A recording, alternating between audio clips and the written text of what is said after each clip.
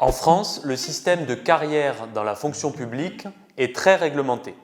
Quand un fonctionnaire prend ses fonctions, il intègre un corps ou un cadre d'emploi qui est divisé en grades et dans lequel il progresse toute sa carrière. Il peut ainsi changer de métier sans subir de conséquences sur le déroulement de sa carrière. Ce système garantit aussi la stabilité de l'emploi et protège le fonctionnaire des aléas politiques.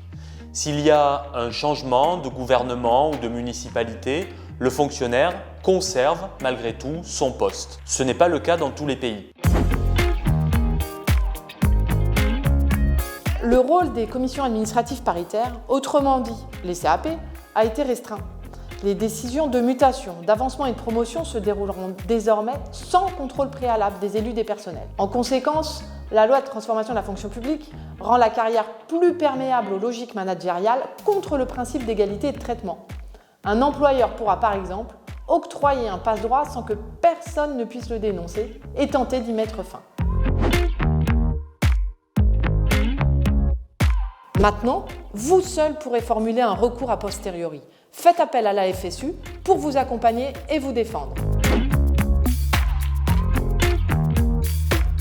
Le statut général prévoit des dispositions pour permettre à tous les fonctionnaires de pouvoir muter sur un emploi relevant de leur corps. Certains fonctionnaires bénéficient de priorités appelées priorité légale, par exemple pour se rapprocher de leur conjoint ou lorsqu'ils ont la qualité de travailleurs handicapés. Dans la fonction publique de l'État, les campagnes de mutation se font soit par mouvement collectif périodique, en général une fois par an, soit au fil de l'eau via le portail internet Place de l'emploi public, en postulant sur les annonces qui y sont publiées. Dans la fonction publique territoriale, les mutations se font de gré à gré par recrutement sur un emploi vacant.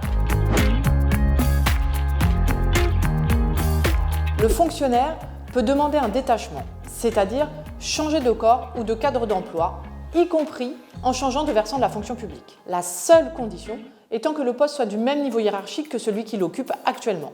Il peut aussi occuper un emploi fonctionnel ou un emploi de droit privé, notamment en cas d'externalisation de missions vers le privé. Il conserve ses droits à l'avancement dans le corps et cadre d'emploi d'origine. C'est ce qui s'appelle la double carrière.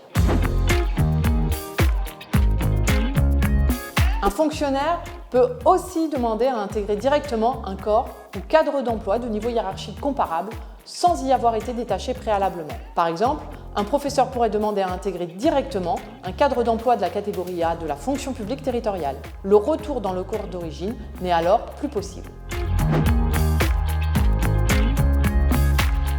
Les carrières sont structurées en 1, 2 ou 3 grades selon les corps et cadres d'emploi.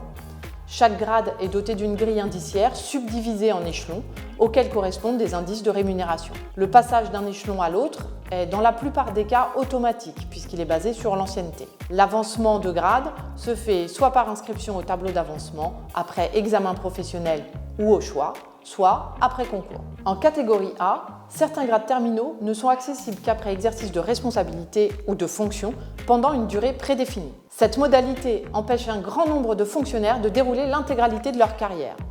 La FSU combat toutes les dispositions qui empêchent un déroulement de carrière linéaire. Les compétences des CAP en matière de mobilité et de déroulement de carrière doivent être rétablies. Le contrôle des actes de gestion par les élus des personnels est seul à même de garantir égalité de traitement et transparence des opérations. Tous les postes à pourvoir dans la fonction publique doivent être publiés.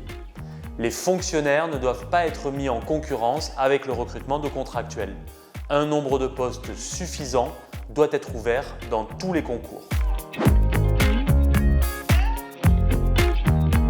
La FSU revendique une véritable revalorisation des salaires et des emplois de la fonction publique.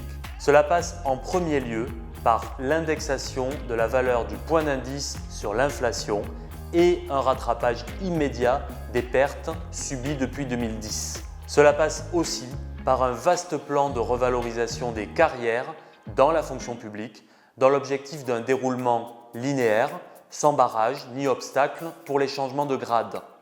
Les taux de promotion doivent être augmentés et l'accès de toutes et tous à tous les échelons, y compris les échelons spéciaux, doit être garanti.